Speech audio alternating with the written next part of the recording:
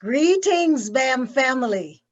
You must know that we miss seeing you in the lobby and our theaters. But while our theaters may be dark, BAM is finding ways to be BAM and be in service to artists. Staying in touch with you here is just one, from our to-do list. So it's so good to have you here. I am Charmaine Warren, producer of Dance Africa and associate producer at BAM. On behalf of Katie Clark, President, David Binder, Artistic Director, Coco Killingsworth, Vice President of Education and Community Engagement, the board, and trustees at BAM, I bid you a happy, happy welcome. If you haven't already heard, tonight we get to share one, well, actually two, but they're together, of our very first resident artists, Marjani Forté-Saunders and Everett Saunders with you. Wave. The others are Sophia Bruhaus, Timothy DeWaite, Jonathan Gonzalez, Jerome and James, Annie B. Parsons, and Ashley Tata. Each of these artists will receive $5,000 in an honorarium and the use of BAM's rehearsal rooms and theaters. Artists are not asked to make work for presentations specifically at BAM, though Annie B. and Big Dance Theater does have work slated for some time later. According to our artistic director, David Binder, the support for these artists will come in phases of their development, not just when they're ready to premiere their work in New York. For example, Marjani and Everett are in Pasadena. So here's some bios. Everett's body of work as a composer, sound designer is massive. Some projects have been with Sony Music and the internationally renowned Urban Bushwoman. Recently, he worked with Jamil Kosoko on his multimedia project and film, Chameleon, yay, and Jamil just won a Pew. What? Yes, you didn't know that. Jamil just got another award. Marjani is a 3-time Bessie Award-winning choreographer and performer. She is a Foundation for Contemporary Arts grantee, an inaugural recipient of the Jerome Artist Fellowship, a Dance USA Fellowship, recognition from 651 Arts, Movement Research, and many others. They are together though. Marjani and Everett. Oh, look how cute you two are. Marjani and Everett have come together finally with 7 NMS, or 7 names. They are the architects behind Art and Power, a platform dedicated to Black purpose and innovation, which fuels their initiative behind #satellite residencies, and a burgeoning network of Black radical experimenters and innovative critical thinkers. 7 NMS, E plus M, is the work of collaborative music and dance duo Everett and Marjani, now operating bi-coastally. Dang, believe it or not, y'all, they have an apartment in Brooklyn. But they're operating bi-coastally. They are students and descendants of Black liberation movements and radically engaged music and dance form, mediums of elevation, healing, and futurity. That was a lot to say. Their latest work is A Prophet's Tale, and it discusses the life journey, the mystic pilgrimage of hip hop music's MCs, lyricists. It marks their 8th collaboration. It is an awardee of the MAP Fund 2020, New Music USA, and has been incubated in residencies at the Petronio Residency Center and Baryshnikov Arts Center. And now, BAM! Yay!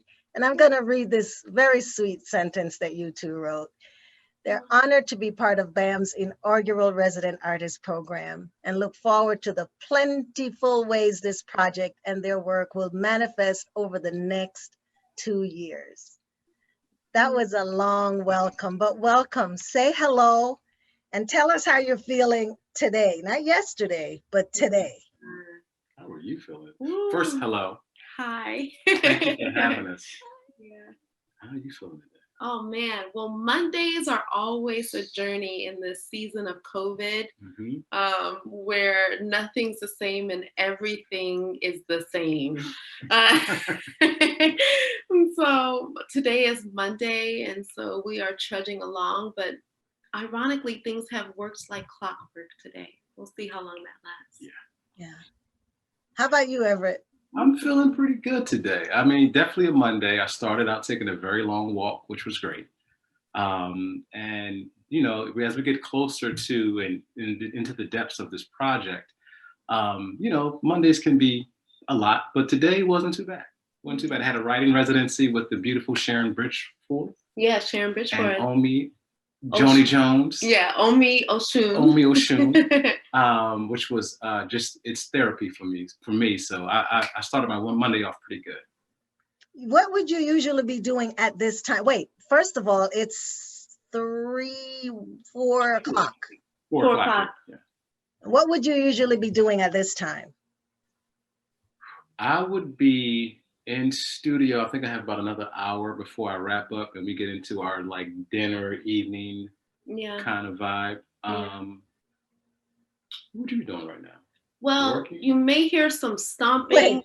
Wait, excuse me. Everett is now the moderator. What you be doing right now? Did I want to know what Marjani? Marjani, what would you be doing right now?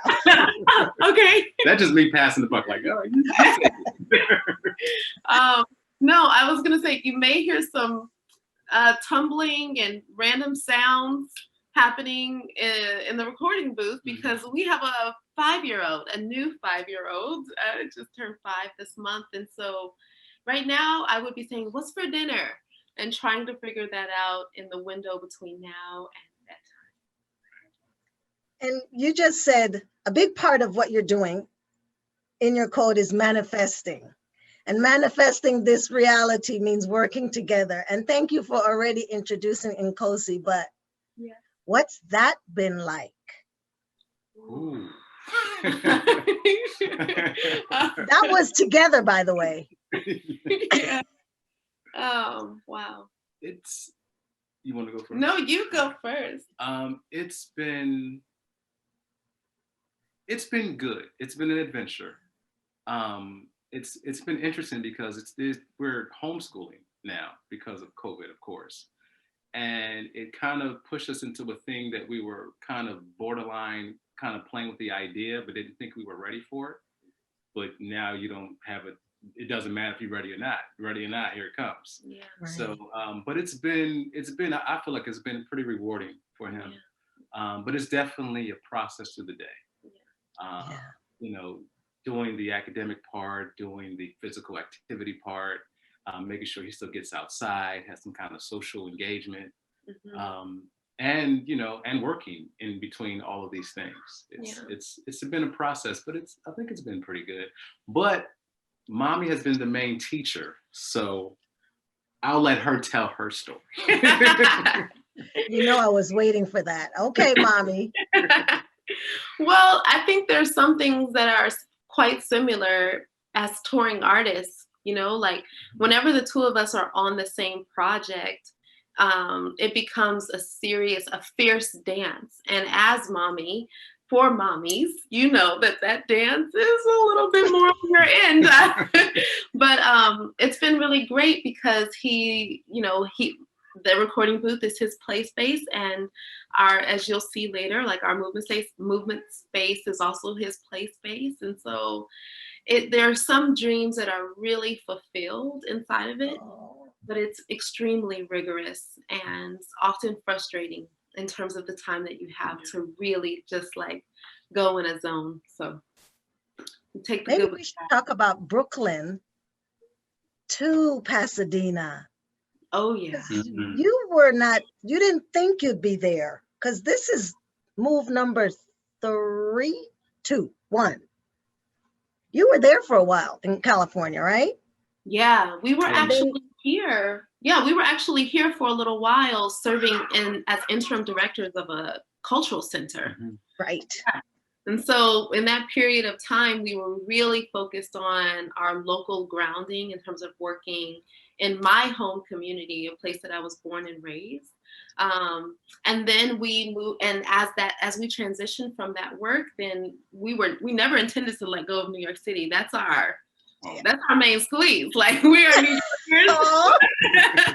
We are New Yorkers through and through. And so I think that, yeah, we're back here still maintaining and still in deep relationship, as you'll see, with the folks we've been organizing with, and just making and fortifying our relationships in New York through moments like this, in our relationship with folks like them.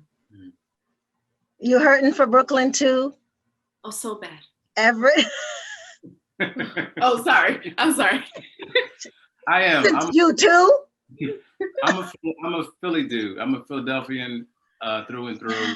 My home, born and raised. So, you know, the East Coast definitely has my heart. Don't get me wrong. You know, there's a lot of beauty over here. It's really great artistically to be able to have some kind of like outlet and getaway.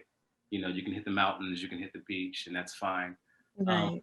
You know, for me, especially right now, it's fall. And I miss the fall on the East Coast. That's my favorite season. Yeah. So I think I was wearing you call them Scully hats. I was wearing my Scully back when it was like 90 degrees, because I just was like, I don't care. I'm in the fall right now. Even if it's not fall outside, I'm feeling fall.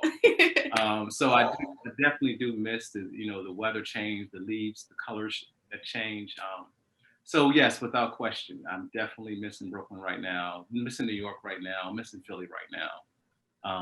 Just missing the East Coast, definitely. All right, BAM family, drop some notes in the chat and let them know how much you want them back. I'm just saying. So tell us about what's keeping you in California right now. Community, collaborators, hashtag satellite residency. Yeah, that's right. Well, you know, I would say the first thing is we're a family of artists.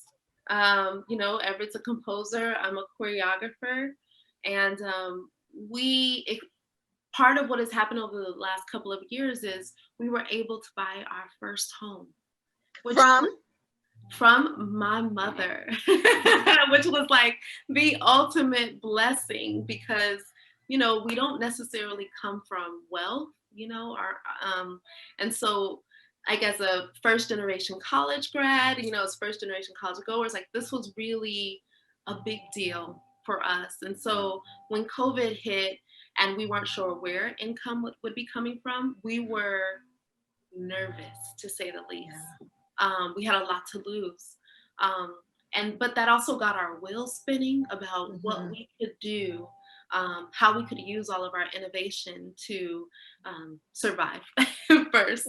And so that's really where satellite residencies came out of. I think the second piece in terms of community, from the work we had done as interim directors of a cultural center, we had been dreaming about what it meant to be locally rooted and globally minded for years. And that started taking shape as what we call art and power. The more we developed that idea, we understood that what we were looking at wasn't just about a space, but it was about innovative critical thinkers. And this was about helping. We realized how driven we were by our own sense of purpose. And so we really sort of lashed in on that, and art and power began to take shape. And so it became sort of the umbrella for the satellite residency. And then finally, Profit, which is the work we've been working on for the past year, right? Everett, so we talked about buying the house from her mama. Might you have a story about Bessie Award winning Papa? Oh. Might you have a story? I do have a story about Bessie Award winning Papa, who I actually also was the main, not actually the main, he was the general contractor. Wait, I hear a voice. Let him come if you want him to come. Come say hi. So which is so funny. I said, Costa, before we start, you gotta be real quiet. He's in there playing the guitar. I know, all kind of things. Say hi. Say hi. Hi. All right. Okay, Hi, go. sweet stuff. Be done momentarily, okay? We're doing good. Thank you for asking. He's asking how we're doing. He's supposed to. Yeah, he's supposed to. Thank you, sir. Okay. And that's Mama saying, all right now, give me just a minute. So for Dad, to go to your question about Dad, Bessie Award winning, he's Pop is amazing. He's an amazing individual, number one. Number two, he also was the general contractor that built the studio and also built the movement space, which you'll see in a little bit. But I recall going back to the construction that he did for the pyramid for Unicorn and the process and working with him. And it was truly amazing. Marjani has, she probably has more detail to the story, but from what I believe, and correct me if I'm wrong, babe, that when she asked her dad, if you could make anything in the world, what would you make? And he said, what is it, a pyramid? A pyramid. He said a pyramid. Yeah. At the top of a mountain. At the top of a mountain. Of course. Yeah, right, exactly. Yeah. So he had that opportunity to actually do that for memoirs, which was excellent. And then to receive the Bessie Award winning, to be a Bessie Award for that was like amazing to say the least. Yeah. And then you became his woodwork apprentice or student. I became. Yes. Come on, say it. I became the student. I became the pupil. We started with the bathroom in our home because when we moved here, we're like, okay, we want to do something. We're making this move. We're going to be out here. We need a bathroom. Bathroom was the first thing. So we basically gutted the whole bathroom and redid that. We'll show pictures of that at some point, again, some other time. And so when we came out here to build the studio, I kind of had some idea of the process a little bit, but this was completely different. Now he's kind of started a thing. Now I got a bunch of tools. I got saws now. Save me. Because now I'm like, oh, I can build it myself. Like, well, I can do this myself. Let me go to Home Depot and get some stuff. And I can make this happen. So I really have so much gratitude and appreciation for Dad, the way he opened up and really shared his knowledge and expertise. Well, I think that might be our great transition to take us into our tour. Okay, right? All right, let's do it. So we have some technical things to do, right? Yep, so we're gonna throw up our little, what do you call it again? Gimbal, our thing that allows you to see the space seamlessly. Yes, technician. Okay, here we go, one moment.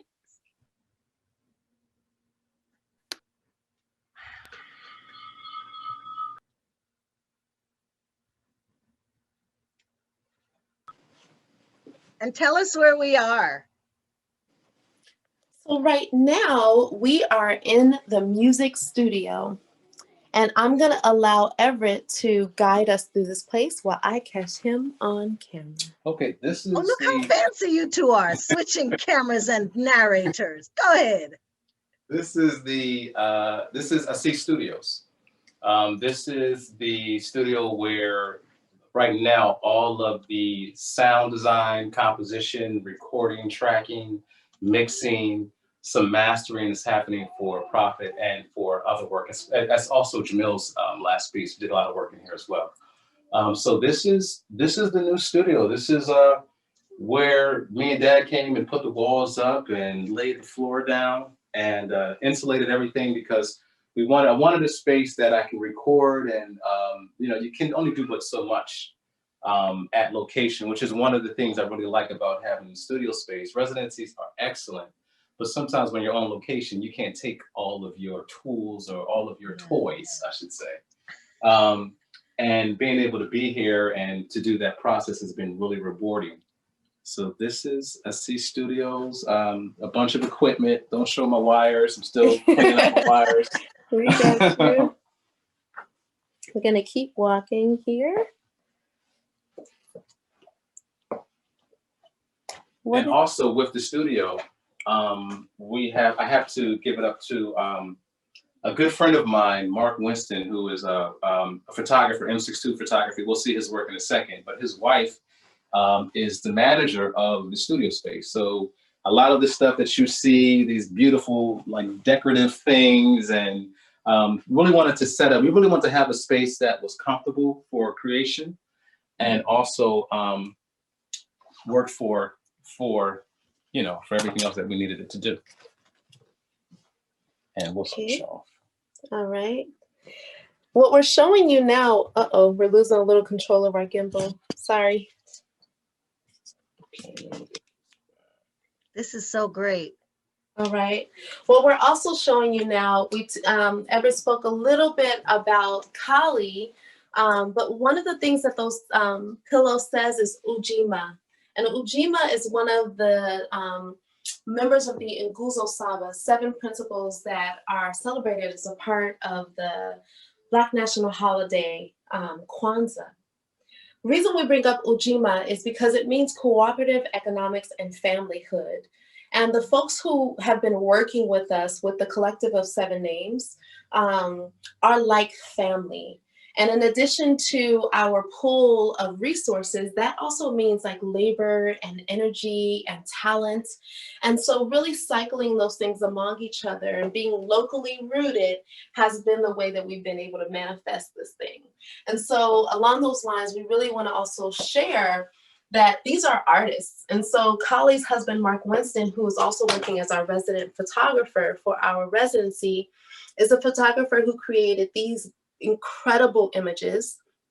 I always like to say that Mark captures the soul of Pasadena. He works in light, but also in color. And so we made sure that his work was exhibited as a part of this space.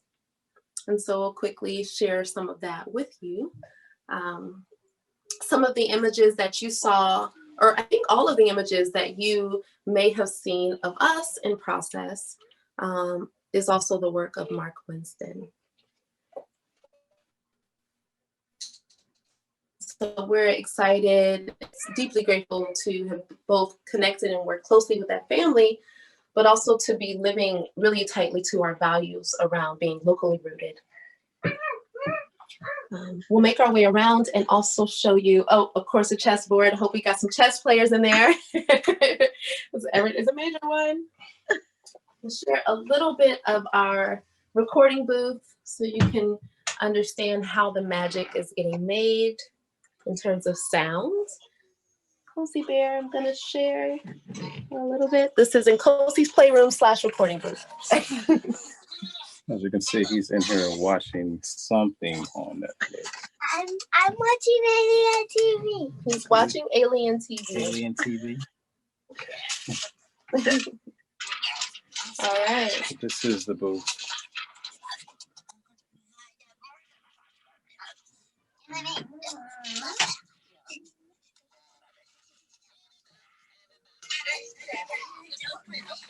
Okay.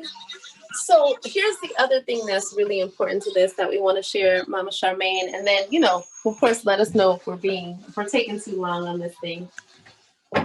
But we felt like it was important for folks to understand, one, what it took to pull this thing together, what it took to do so quickly once COVID hit. I think I had a fellowship, which we mentioned, Foundation of Contemporary Arts, and we put a lot of those resources just into getting some of these things off the ground. And so we thought we would give you a little bit of before and after so you can see the magnitude, a little bit of the work. And so before we head to the movement space, which I know you're anxious to see, we're going to share you a little bit of the before space. So come on up. Did you catch the Matt? I think studio. I'm just kidding. It's okay. It might be hard to get. It might be hard to get. I get it later. But this is what the space looked like before the music space that you see. That's the carport.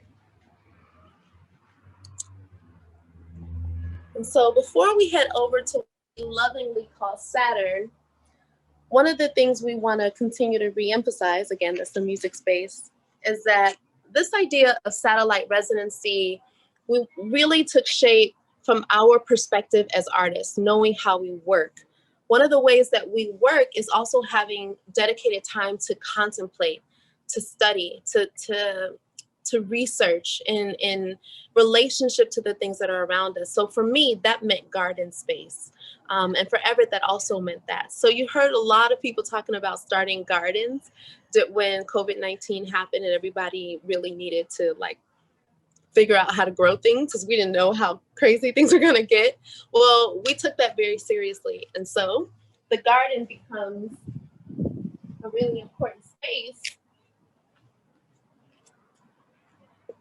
for how we incubate. So we share with you our little succulent garden, growing things that are true to this desert landscape of California, but also some of our tomatoes and romaine and spinach and you name it. I figure you work pretty hard on your garden, best show it. And then, alas, we arrive at what we lovingly call Saturn. Why did we call it Saturn? Well, Sun Ra said that Saturn was actually his place of origin. Sun Ra, an innovative critical thinker who exploded onto the jazz scene in the early 70s and a major inspiration for folks who identify themselves often as Afrofuturists. We say we are innovators and we line up with that thought. And so I call my little incubator space where I get to move Saturn. And so just before my dad was wrapping this little space up, Everett and I began laying down the floor. And we brought Nkosi in and we took a little video footage. And now we have a nice sprung wood floor and movement space to incubate our work. We sent some photos so you to see some of the team, including an incredible choreographer and thinker, D. Sabela Grimes, as well as a wonderful emerging artist, Jeremy Guyton, who has also been working with us in our team. We've been working in this space and really incubating this project, Profit, that we expect to really take shape over the next year or two. And so this is where we've been doing it, both in the studio, Everett working with his collaborators in music and in sound, and in Saturn, building movement. Can you name the collaborators, music collaborators? Oh yeah, our music collaborators are also some pretty fantastic people. Among them is Juliet Jones. You may have seen her on Toshi Reagan's last work. Juliet has done also works closely with Camille Brown. Mm-hmm. She's an incredible violinist whose work was also featured in Memoirs of a Unicorn. We also have Chris Williams. That's right, Chris Williams is a dynamic experimental jazz trumpeter. Mm-hmm. Trumpeter, right? Or saxophone? Trumpeter, yeah. And so he's a new transplant in New York from California, but he began actually getting to know our work through his wife, who worked as our stage manager when we did Unicorn at 4 theaters. So we really mean what we say when we talk about our network that works. And Rahman Kilpatrick. Oh, and we cannot forget Rahman Kilpatrick, an incredible scholar on hip hop, an incredible thinker, constantly engaging new and not vintage, but what would you say, like rooted forms and origins in hip hop culture. And so we can't talk about the MC without Rahman, and he's based in DC. And so this is our crew across the coast. You want to go ahead back and sit down now, Mama Charmaine? Yeah. Right. What a tour. Don't go too fast. Make sure we get a second look. But this is good. Okay. Do you want to show the space one more time? Okay.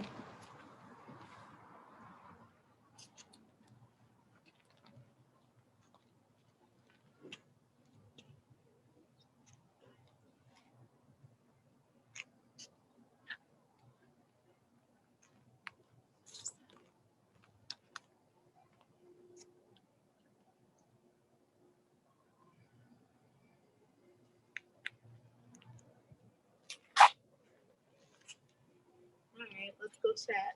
Amazing.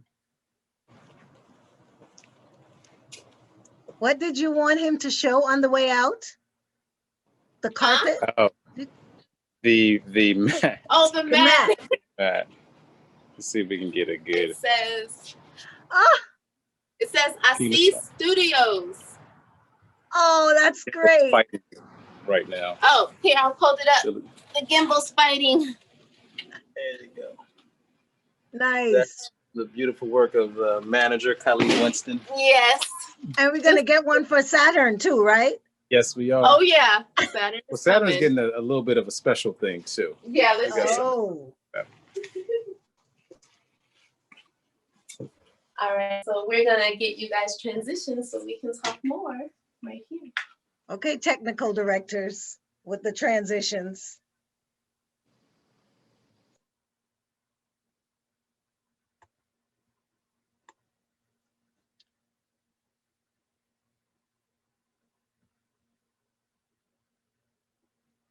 I think we can talk to just you for until Everett comes back.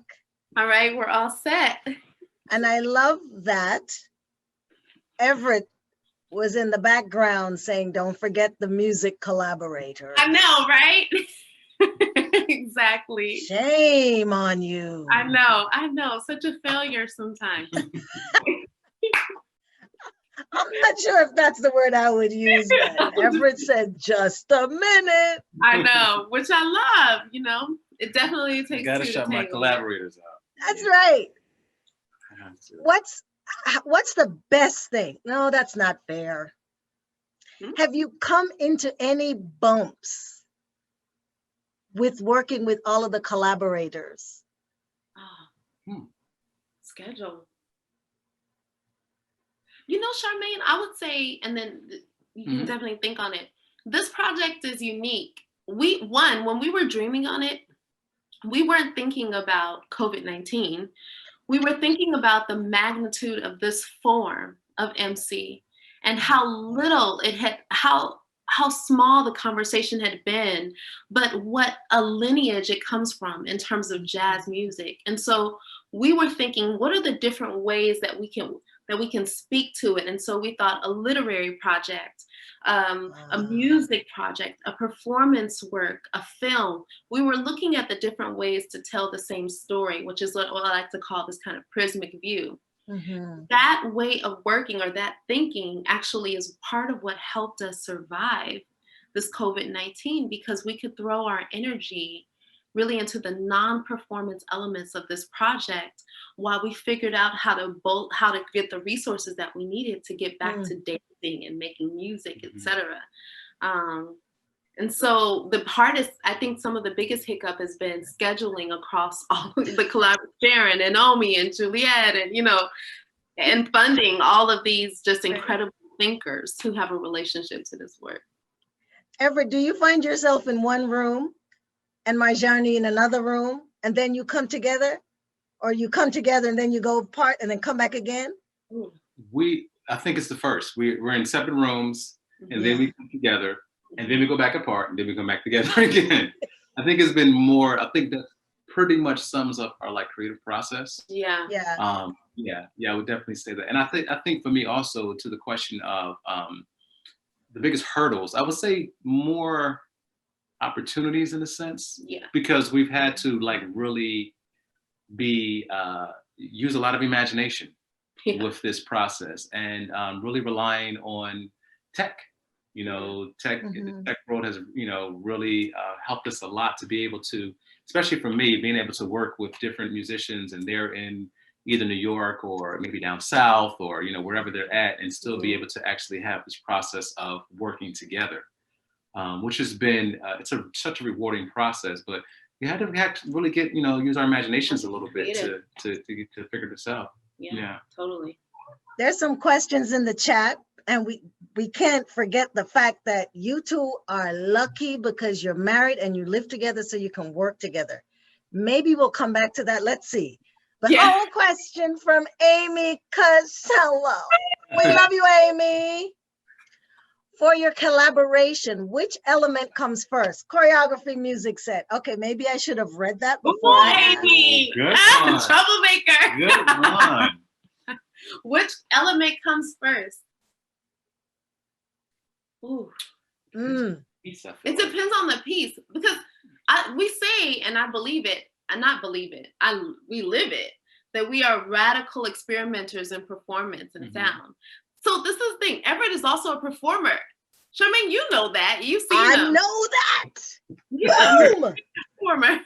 You know, so like he, you know, so the performance element, like I feel like when he thinks about art, I am totally gonna fill in. I feel like when he thinks about art, he is very much thinking about how it is performed and reaching audiences that way. And so am I. And the sound is a part of the way that performance falls in there, or the way that the performance is enacted. So I don't know that I would think of first, but I would say like, what's a strong avenue or a strong vein? Yeah, I feel like when it comes to the work, that's where I said, you know, it depends on the piece. The piece feeds the work. So sometimes it may be a situation of the information and having the information and knowing how to like script and paint around that. And sometimes it's about like being able to, well, let me, you know, the chords can, the piece may have a certain kind of feeling to it that I may have to, you know, I actually want to see what it feels like or sonically. And then that kind of feeds the process. So it really depends on the piece, actually.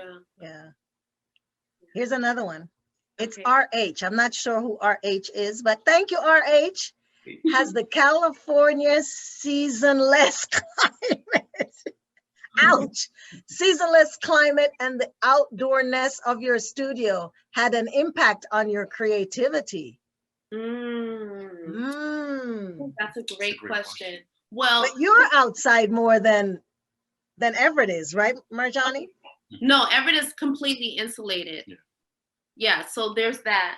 The outsideness, actually, there's a sheet missing that we just haven't put on there yet. For the front. Yeah. For the front. Of the movement studio. That's right, that comes in. And that AC unit that, I don't know if you guys could see it, we keep it generally kind of covered. Yeah, I think it's covered. Right yeah, because we don't, but that is also a heater. So soon that space will be a little more insulated because yes, it does affect me, but I would say I am a performer.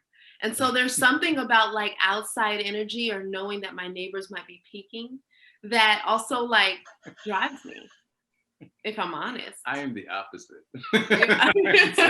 No, really? But we are gonna put a wall up so that won't be so open. Yeah. Everett, it's so hard to believe. I know it's true, but it's so hard to believe after seeing you do the MC. Hey, Everett. Yes. A little bit? Come on. Oh. Okay, for you, yes. Hi, come on. Oh, well. Ooh, on the spot. Okay. I know this dude that walks like an apostle and preach with his tools, but don't get it misconstrued. Not the tools that cock back. The Webster and Scrippert encyclopedia stated fact forward. He's a mechanic and he works with his hands. 3 kids, 1 wife. He's a pinnacle man. Won't change brick for sand, but stand like a soon-come Kemet race again. It's forward. And that night I know he speaks with his tools. Depend to the paper to rectify the rules recited by these fools that they can master, not ceremonies, but stools. And while cesspool deem to redirect the goal, society chokeholds and pain it shall invoke. But as my man stands between fatherhood and his dream, the spirit speaks in God, you'll have all things, so move forward. That's it. Damn. Hey, can you hear everybody watching clapping? Oh, thanks for that. We're lucky, everybody. We are lucky. More to come. Okay, from Claire. How has your perspective changed regarding art taking place in the virtual world since the start of the pandemic? Good questions. This is the BAM folks. Come on, the BAM family.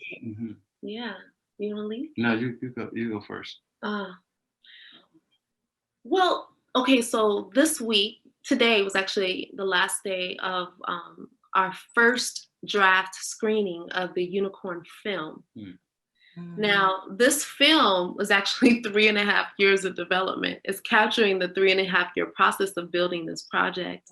but being told through an artful way of one of our closest collaborators, Mina Murugesan. And so Mina, who is also working with us on Profit, has a relationship to her work that uses, particularly as a filmmaker, that uses the screen as a medium. So I think one of the things that we have leaned into is that there are already forms that use the screen as a medium. We don't have to reinvent this wheel. Instead, we can draw nearer to artists who use this realm or use this medium to like fold audiences into the work. And that's really what we do. That's really, I think, what we're interested in is how do you, as an audience member, feel and see yourself reflected inside of this work, or how can you get with it? And so I think film and leaning into film as an avenue, leading into sound and all of these other ways of digging into arts, how do we lean into them as avenues, which is to really also say there's no replacement for performance. True. Yeah. True. I know I ain't supposed to follow that, so I'm just gonna go on. Oh my gosh, I'm looking at your working process right at this moment. Mm-hmm. Oh, there's a question from Judith Stewart Bronson. I believe you addressed it. You know who that is? Of course, she captured Unicorn very early in its development process, and we've just been post. Judy, you gave me some of my first dance shots. Oh yeah. Yeah. I remember for Ego. For Ego, a long time. For this is like almost 10 years, over 10 years ago. Mm-hmm. Oh, hi, Judy. What do you want to say to Judy? Thank you for seeing so early. And diving in with us and allowing our needs to meet each other, but working from our individual sense of power. Thank you for that. Art and power. Hey. I think you addressed Judy's question, but maybe Everett can talk more about this. Can you talk about working indoors versus outdoors and how that might impact your work? Since Marjani talked a little bit more about using the space. For me, indoors, I like to create in a bubble. So for me, I get silly when I create. I pace, I talk to myself, I do a lot of things that honestly, it looks crazy to the outside eye. So for me, creating indoors versus outdoors, creation is kind of a sacred thing. So as I work and compile and pull things, literally out of the air. It's just nice to be in kind of a solemn kind of space to really solitude, to really form that together. So for me, I'm a fan of indoor creation. I definitely, but one thing I do like about this setup is I can take what I'm working on here and then I can go out and see how it reflects in real time. When we go to Saturn, I can see like, oh, okay, this is what it looks like. This is what it feels like. Yeah. So it's kind of I definitely say that, we're in a little bit of a benefit because we can kind of jump from one to the other really quickly and see how like both of those mediums are feeding each other. Yeah. I know we should talk about sustainability. Yeah, definitely. And support going forward. I want to also add that you got this residency along with there's 7 total. Well, you two are half and half, one, but 7 total. And it's not about the residency was for the space, to use space at BAM. And then you got the financial award, which is BAM was happy to do that. And it's not about coming into the space, it's not about creating a work. And of course, it's about when the time is right and everybody's safe, the space will be there for you.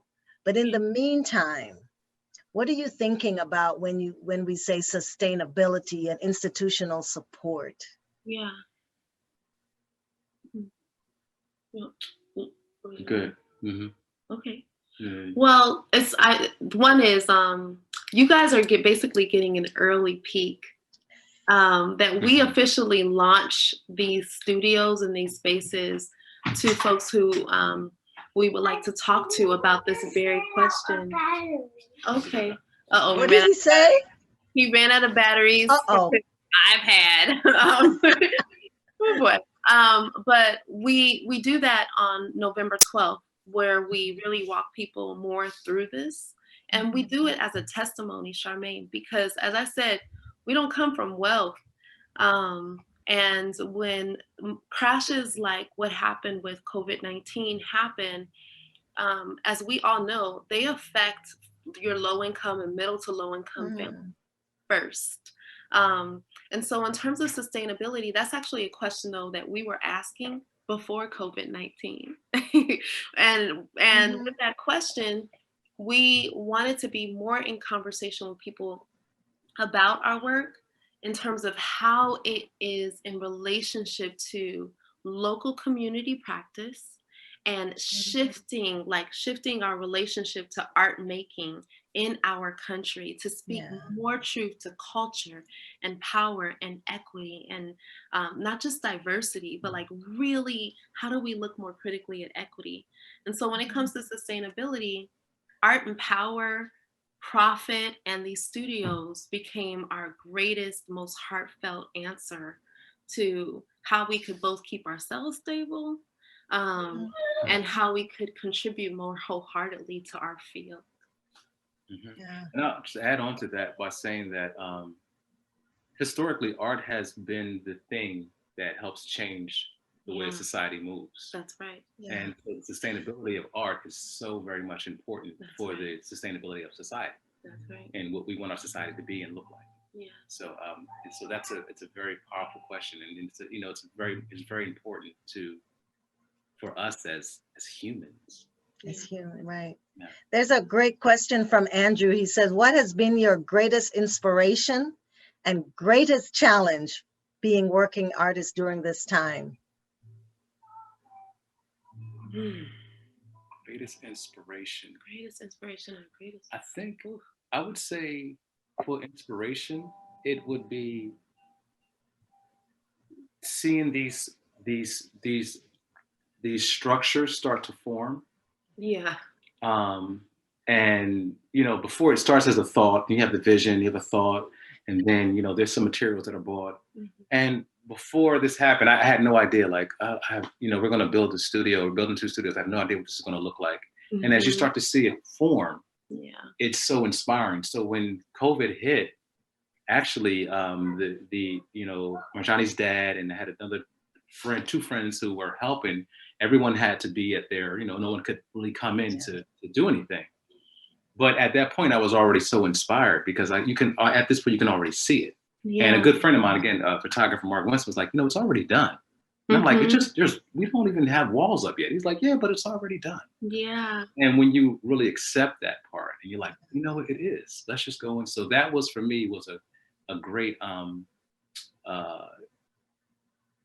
thing that really just like helped push day to day, like getting up, putting on them clothes, putting the boots on, grabbing the tools and going back outside. And for a while I had to do it with the camera, like, checking in with Dad. Is this right? Am I doing this right? Does this look okay? Like, yeah, keep going and do it like this and do it like that. So that part was very inspiring for me. Just seeing the construction start to, manifest itself. I would say in terms of the challenge is we are in very complicated times again.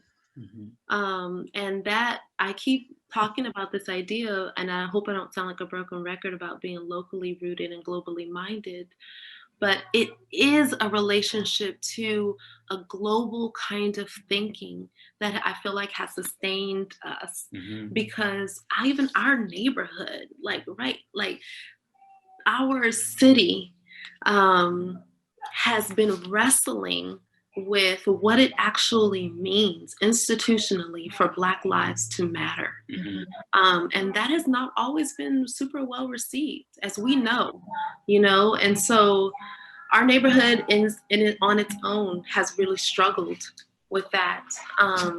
And sometimes that hits so close to home. And so being home all the time sometimes really means holing up in the studio just to shut everything out, or going all the way in the back of the house, like going into Saturn and really closing things off, because everybody is really wrestling with how tough things are in our country right now. So that's been taking a bit of a weight, I would say. All right, RH helped us to, this may be the last question, but fast forward to 2021. When you look back at the work, will there be pieces of our times? Okay, guess what? There's a list. The election. Yeah. Social inequity. Yeah. And sourdough bread. Sourdough bread. That was a great question. Thank you, RH. But yeah, that's a list right there. You froze. I hope you come back soon. Oh, I hope you come back. There you are. You're back. I thought you were frozen. Really? That was us. Oh, our internet just became unstable. I don't know why. Yeah. Okay. Are we back? Yeah, you're back. Fast forward to 2021. And just like you said, all of those things are important. And will you see a reflection of our times, social inequity, the election, and sourdough bread in the piece? Mm-hmm. I don't know about sourdough bread. It's possible. The reception. Yeah. But definitely, I think you'll. I think it's almost impossible to create work right now and not have those elements involved and woven in, because even when we talk about the lyricist and we talk about the MC, that journey is very much reflective of what's happening in the environment. Mm-hmm.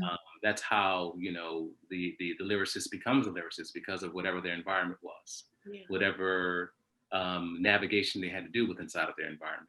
And this is the case, true for right now. Yeah. So I will definitely say, when it comes to the election, when it comes to this moment that we're in this time and this space, you'll definitely see some of that woven into the piece, because you got to have it in order to have good context. That's right. It's time to say goodbye. That was fast. I knew you would say that. Did we miss anything? Is there somebody that you should say, give a shout out to? Oh, I would. Jeremy. Oh yeah. Do we want to give a super shout out to the folks who've been working with us really closely? Jeremy Guyton is an emerging artist, but also just a powerful thinker. And we're co-teaching a class at Johns Hopkins University right now, and he's leading those students through a rehearsal. So I want to really thank him. Also, really want to thank Mario Warshaw, who's been working with us. Yay, Maria. Yeah. And, I think the other piece of this is that you all will get a link to ways that you can just continue to support Seven Names and the way that our work is growing. It really is a body of things. So there's the art, but there's also art and power. There's also our studio spaces and your continued support. And I want to thank Charmaine. Oh, and Mama Charmaine! Mama Charmaine. So grateful for you. You know that. Amazing. Definitely. I love you all so much. Yeah. So I'm trying to get all the names. Of course, I'm going to forget, but Ben Katz. Come on, Ben. You just make this happen, Ben. Joey. Yeah, Joey. Claire Charlesworth, Rami Awan, Andrew Rubenbauer, James Voss. Am I forgetting anybody else? I can't think. I don't. But the whole BAM team that helped to make this happen. And of course, our donors. Of course, the supporters and the patrons and the members, and your love for BAM and love for the artists, just like it's big. Just like we do, it's big. Marjani, can you hug Everett for me? For BAM, for BAM. Oh, for BAM. Oh, for BAM. Okay. For BAM. Wait, and now Everett, can you hug Marjani for BAM?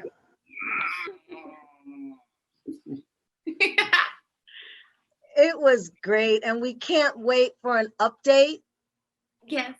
we're here, we're supportive, and we're so glad that BAM is a part of this Art and Power, this new happening. And good luck on November 12th.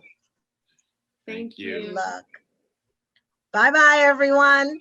Bye. Take care of yourselves. Bye.